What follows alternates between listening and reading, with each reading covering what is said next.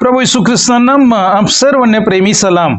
ઈસુ જીવિત છે। પુનરુત્થાન પછીની 40 દિવસની યાત્રામાં આજે 7મા સંદેશમાં ઈસુ જીવિત છે તેની સાબિતી, તેઓએ ભોજન કેમ કર્યું એ વિશે જોઈશું। આ એક રસપ્રદ અને ઊંડો પ્રશ્ન છે। જો પ્રભુ ઈસુ પુનરુત્થાન પછી જીવિત હતા તો તેમણે શિષ્યો સાથે ભોજન કેમ કર્યું? શું તેમને ભૂખ લાગી હતી? શું માત્ર આ એક સામાન્ય ઘટના હતી કે આમાં કોઈ ઊંડો આધ્યાત્મિક અર્થ છુપાયેલો છે? આજે ઘણા બધા લોકો પુનરુત્થાન વિશે સાંભળે છે પણ આ ઘટના સમજી શકતા નથી। આજે આપણે જાણવાનો પ્રયત્ન કરીએ કે પ્રભુ ઈસુએ ભોજન શા માટે કર્યું, શિષ્યો માટે તેનો અર્થ શું હતો અને આજે આપણા વિશ્વાસ માટે તેનું મહત્વ શું છે। લૂક 24:36-43 અને યોહાન 21:9-14 વચનના દ્વારા આજનો સંદેશ સમજવાની કોશિશ કરીએ। શિષ્યો ભયમાં અને મૂંઝવણમાં હતા। એ સમયે લૂક 24:36 અને 37 કલમ પ્રમાણે પ્રભુ ઈસુ તેઓની વચમાં ઊભા રહ્યા। શિષ્યો ડરી ગયા। તેમને લાગ્યું કદાચ આત્મા છે, કદાચ કોઈ દેખાવ છે, કદાચ કોઈ કલ્પના છે। નોંધવા જેવી વાત એ છે કે શિષ્યો પ્રભુ ઈસુ સાથે 3 વર્ષ રહ્યા હતા, છતાં શરૂઆતમાં આ સમયે તેઓ પણ મૂંઝવણમાં હતા। શંકા હોવી એટલે વિશ્વાસ નથી એવું નહીં, ક્યારેક શંકા સત્ય સુધી પહોંચવાનો રસ્તો બને છે। આગળ જોઈએ, પ્રભુ ઈસુ સાબિતી આપે છે। લૂક 24:38-40 પ્રમાણે પ્રભુ ઈસુ કહે છે, તમે કેમ ગભરાઓ છો? તમારા મનમાં તર્ક વિતર્ક કેમ થાય છે?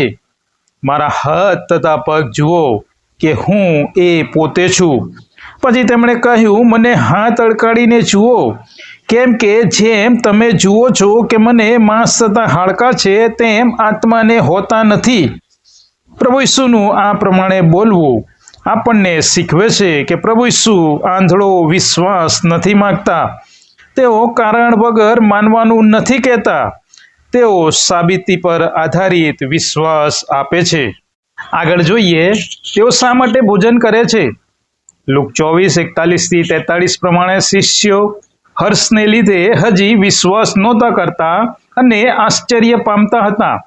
ત્યારે પ્રભુ ઈસુએ તેમને પૂછ્યું, તમારી પાસે અહીં કંઈ ખાવાનું છે? ત્યારે તેઓએ તેમને શેકેલી માછલીનો એક કકડો આપ્યો। આ એક શક્તિશાળી ઘટના છે, રસપ્રદ ઘટના છે। પ્રભુ ઈસુ ખરેખર ઉઠ્યા છે, જીવિત છે તેની સાબિતી આપી રહ્યા હતા। તેઓ શિષ્યોને બતાવી રહ્યા હતા કે હું માત્ર આત્મા નથી, હું સાચે જીવિત છું। મારું પુનરુત્થાન વાસ્તવિક છે। ભોજન કરીને પ્રભુ ઈસુએ જીવન સાક્ષી આપી।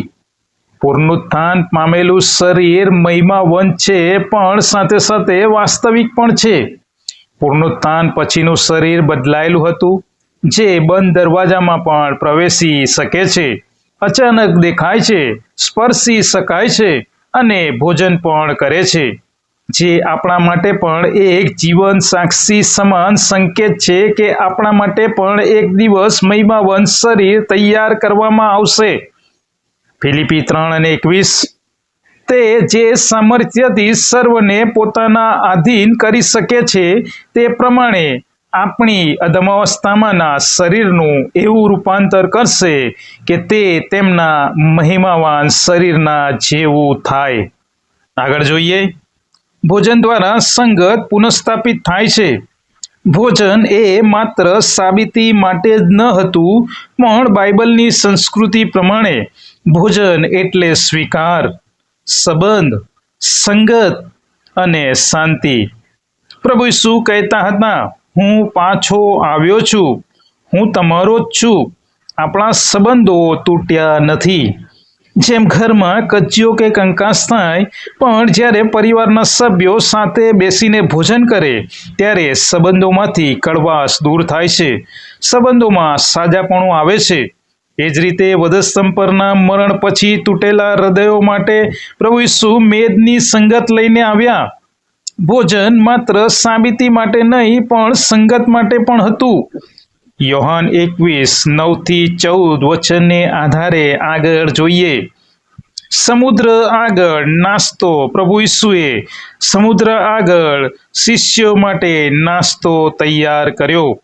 ધ્યાન આપો, શિષ્યો નિષ્ફળ રાત પછી આવ્યા. પ્રભુ ઈસુએ તેમને ઠપકા પહેલા નાસ્તો આપ્યો, જે આપણને શીખવે છે. પ્રભુ ઈસુ પ્રથમ જરૂરિયાત જુએ છે, પછી સેવા માંગે છે. ઘણી વખત આપણે વિચારીએ છીએ કે હું લાયક અથવા સંપૂર્ણ બનીશ પછી ઈશ્વર આગળ જઈશ.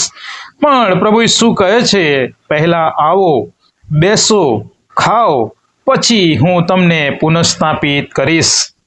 પ્રભુ ઈસુ વારંવાર ભોજન સાથે ખુલાસાઓ અથવા સાક્ષાત્કાર આપે છે. 5000ને જમાડ્યા, છેલ્લું ભોજન, એમ્મોસમાં રોટલી ભાગી, પુનરુત્થાન પછી ખાધું. પ્રભુ ઈસુ સામાન્ય વસ્તુઓથી અસામાન્ય સત્ય બતાવે છે. રોટલી, માછલી, પાણી તેમના હાથમાં એક મેસેજ બની જાય છે. કેટલીક વાતો આજે આપણે અનુસરવાની જરૂર છે.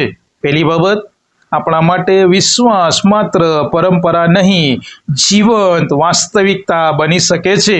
બીજી બાબત, શું આજે આપણે ડરીએ છીએ? શિષ્યો પણ ડર્યા હતા, પણ પ્રભુ ઈસુ સાબિતી લઈને આવ્યા. તેઓ આપણા જીવનમાં પણ સાબિતી લઈને આવી શકે છે. ત્રીજી બાબત, સંબંધ પુનઃસ્થાપિત થઈ શકે છે. ભલે તમે ગમે તેટલા દૂર ગયા હો, પણ મેજ હજુ પણ તમારા માટે તૈયાર છે. ચોથી બાબત, ઈશ્વર તમારી પાયાની જરૂરિયાત જુએ છે. ભલે તમે થાકી ગયા હો, ખાલી હો, નિષ્ફળ હો, પણ પ્રભુ ઈસુ તમારા માટે નાસ્તો તૈયાર રાખે છે. આજની વાસ્તવિકતા શું છે? વ્યક્તિ સોશિયલ મીડિયા પર હજારો લોકો સાથે કનેક્ટેડ હોય છે, પણ મેચ પર તે એકલો છે. ફેન ફોલોવરની જેમ પ્રભુ ઈસુ લાઇક્સ નથી આપતા, પણ હાજરી આપે છે. નોટિફિકેશન નથી આપતા, પણ અંગત સંબંધ આપે છે. પ્રશ્ન એ નથી કે પ્રભુ ઈસુએ ભોજન કેમ કર્યું. પ્રશ્ન એ છે કે શું તમે તેમની સાથે બેસવા તૈયાર છો? કારણ કે તેઓ હજી પણ બોલાવે છે, આવો ભોજન કરો. સંબંધ ફરી શરૂ કરીએ. આજની પ્રાર્થના: હે પ્રભુ ઈસુ, મારા ડરને દૂર કરો, મારા વિશ્વાસને મજબૂત કરો, મને તમારો જીવંત અનુભવ આપો. તમે બોલાવો છો, હું આવી શકું તેવી કૃપા થવા દો.